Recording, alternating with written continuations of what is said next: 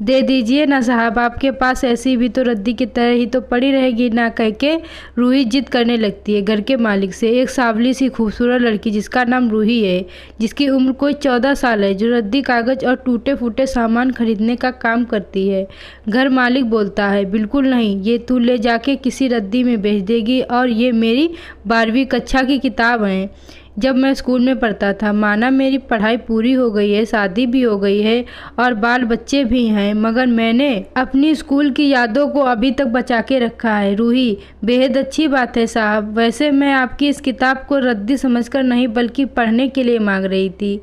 घर का मालिक, मुझे तू पागल समझती है? ज़्यादा बहस ना कर, और जितनी रद्दी सामान मैंने तुझे दी है इसे समेट और निकल जा, मगर इस किताब को तू भूल ही जा तो अच्छा है। रूही, आपकी इस बुक की मैं आधी कीमत दे सकती हूँ। मैं आपको। घर का मालिक, उम्र है बित्ते भर की और जिद देखो जैसे किसी रियासत की राजकुमारी की तरह। तू इस बुक की आधी कीमत देकर फिर रद्दी में कितने में बेचेगी पागल? नुकसान तो तेरा ही होगा। रूही, जिम्मेदारियों ने नफ़ा नुकसान का एहसास ही भुला दिया है। रही जिद की बात, तो ज़िंदगी के साथ हमने कुछ ऐसे समझौते किए हैं कि न जाने कब मुझे हालत ने ज़िद्दी बना दिया, पता ही नहीं चला।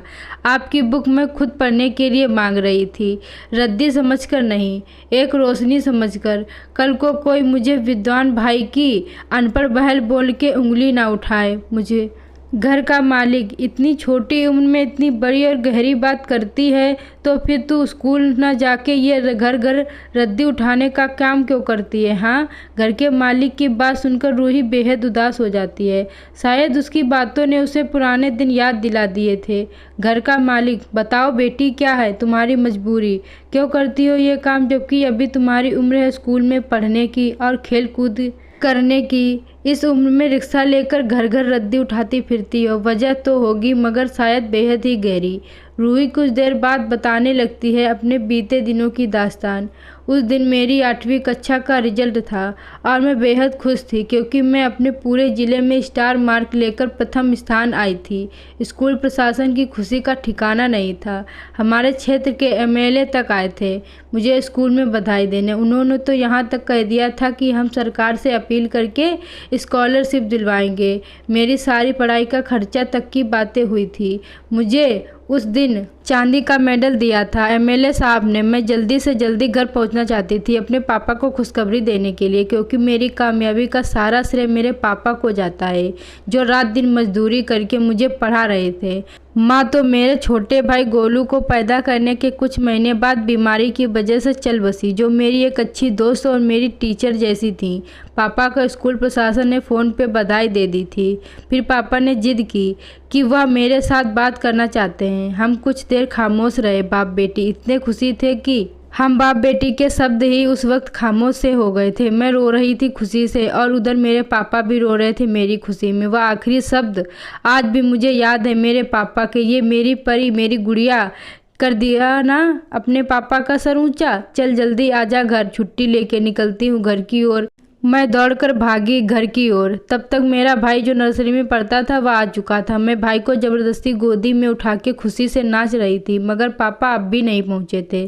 शाम को हमारे पड़ोसी ने खबर दी कि पापा अस्पताल में जख्मी है। मैं रोती हुई भाई को लेकर अस्पताल की तरफ भागी, मगर हमारे पड़ोसी ने हमसे झूठ बोला था। पापा तो वहीं अपना दम तोड़ चुके थे जहां उनका एक्सीडेंट हुआ था। एक शराबी ने पापा को खिलौने की दुकान से निकलते वक्त अपनी गाड़ी से उड़ा दिया था। सामने गाड़ी से चिपकी हुई मिठाई के डिब्बे थे। एक खूबसूरत सा स्कूल बैग था जो मैंने 1 साल पहले पसंद किया था, मगर पापा को नहीं कहा था खरीदने के लिए, क्योंकि मुझे घर की हालत का पता था। मगर वह मेरा मार्गदर्शक मेरे पापा शायद मेरी चाहत को मेरी आंखों में पढ़ लिया था। मैं बहुत रोना चाहती थी, इतना कि ज़मीन वाले से ज़्यादा ऊपर वाले से शिकायत करने का मन था। मैं मेरे दर्द के आंसुओं से आसमान को छेद करना चाहती थी, ताकि वह खुदा जिसने मुझसे सब कुछ छीना उससे बस एक सवाल करना था, तू इतना कठोर क्यों है मेरे और मेरे परिवार के लिए। मगर मेरे भाई गोलू की लगातार रोने की वजह से मैं उसे संभालने लगी। एक बात कहूँ साहब, सच कहूँ तो आज भी तकलीफ होती है कि मैं एक बाप की लाडली बेटी होके भी उनके लिए तसल्ली से रो ना सकी। मैं 12 साल की छोटी बच्ची ना जाने कब बिन ब्याहे अपने भाई की माँ बाप बहन दोस्त सब बन चुकी थी। मेरी ख्वाहिशों की जगह जिम्मेदारी ने अपना आशियाना बना लिया था। मेरे पापा के अंतिम संस्कार में वह लोग कोई नहीं आए जिन्होंने मेरी कामयाबी में जोर शोर से मदद करने की बात कही थी। हम दोनों भाई बहन साथ नहीं पढ़ सकते थे, किसी एक को पढ़ना था और मैंने अपने भाई गोलू को चुना। फिर पापा की साइकिल थी जो काम पे ले जाते थे घर पर। मैं अक्सर पापा की साइकिल चला लिया करती थी। बस क्या था, पड़ोसी चाचा को बोल के उसी साइकिल में कुछ सामान जोड़कर रिक्शा बना लिया और बन गई रद्दी वाली, घर का मालिक। क्या कहूँ बेटी तेरी कुर्बानियों के बारे में, इंसान तो क्या खुदा भी शर्मिंदा हो जाए तेरी दर्द की दास्तां सुनकर। चलो मैंने तुम्हें ये किताब मुफ्त में दे दी, तुम ले जा सकती हो। रूही, नहीं साहब, मैं मुफ्त कुछ नहीं लेती, क्योंकि मैं कहती हूँ कि ईश्वर के अलावा इस दुनिया का कोई प्राणी एक नारी को कुछ नहीं दे सकता, क्योंकि नारी सिर्फ देना जानती है, लेना नहीं। घर का मालिक, मगर तुमने ये रद्दी का ही धंधा क्यों चुना? रूही, रद्दी के काम में ये फ़ायदा है कि उन रद्दियों में से मेरे काम की कुछ किताबें भी मिल जाती हैं, कभी कभी, जो मैं रात को पढ़ती हूँ अपने भाई को पढ़ाते वक्त। घर का मालिक, इसका मतलब सपने अभी भी देखती हो पढ़ने के? रूही, पापा कहते थे कि इंसान की उम्र चाहे कितनी भी हो जाए मगर सपने हमेशा ताज़ा और जवान रहते हैं। पढ़ाई छोड़ी है, बस पढ़ने का सपना नहीं। घर का मालिक, मान लो कि कल तुम्हारा भाई पढ़ लिख कर बड़ा आदमी बनने के बाद तुम्हें भूल गया तो तुम्हें तकलीफ़ नहीं होगी? रूही, कैसी तकलीफ़ साहब, मैं तो यही चाहती हूँ कि मेरा भाई पढ़ लिख कर बड़ा इंसान बने, मगर आदमी नहीं। रही मुझे भूलने की बात, तो यदि कल को हर माँ ये सोचकर स्वार्थी हो जाए कि वही मेरा बेटा बेटी मेरी कोख से पैदा होकर मुझे भूल तो नहीं जाएगी, ऐसा सोचने लगी तो बच्चे की पैदाइश में बहुत कटौती होगी। माँ सिर्फ पैदा करना और प्यार करना जानती हैं, भले बच्चे का नाम बाप से ही क्यों ना चलता हो, मगर माँ तो बस माँ बनकर ही खुश हो जाती है। घर का मालिक, तुम आगे पढ़ाई करती तो सच कहता हूँ कि आगे बहुत बड़ी कामयाब हस्ती बनती। रूही, अगर कल के लिए सोचती तो मेरा भाई अनपढ़ ही रह जाता। और एक अच्छी बहन अपने भाई की फिक्र ना करे तो फिर भाई बहन के रिश्ते की अहमियत कहाँ रह जाती है? घर का मालिक, तुम्हें अपने स्कूल के दिनों को याद करके तकलीफ नहीं होती? रूही, मेरे भाई के उज्जवल भविष्य के अलावा अब मुझे कुछ याद नहीं रहता। हाँ, मगर कभी कभी आंखें अपने आप उस वक्त नम हो जाती हैं जब मैं रिक्शा लेकर रद्दी खरीदने निकलती हूँ और अचानक अपनी ही उम्र की लड़कियों को जब स्कूल यूनिफॉर्म में स्कूल जाते देखती हूँ।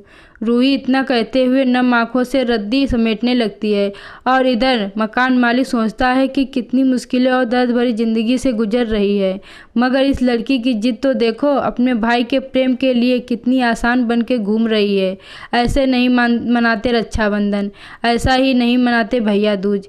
ये पवित्र रिश्ता हमेशा बना रहेगा जब तक रूही जैसी बहन इस दुनिया में पैदा होती रहेंगी। मकान मालिक ने किताब दे दिए और रूही ने किताब के पैसे। रूही ने जाके अपने रिक्शे के पीछे रद्दी रख दी, मगर किताब को अपने पास आगे रखा था। नम आंखों से घर के मालिक दूर से देखते रहे। रूही ने मगर पलट कर भी नहीं देखा था उसके पीछे। शायद उसके जिद पकड़ ली थी कि जो गुजर गया वह एक हादसा था, आगे जो है सिर्फ भाई की पढ़ाई और उसका खूबसूरत भविष्य। न जाने कब घर के मालिक के दोनों हाथ जुड़ गए नमन के लिए, पलकों में आंसू लिए उस रद्दी वाले के लिए जिसने खुद को रद्दी बनाया भी तो किसी को नया और खूबसूरत बनाने के लिए। आप लोगों को यह कहानी अच्छी लगी हो तो वीडियो को लाइक करें और चैनल को सब्सक्राइब करना ना भूलें।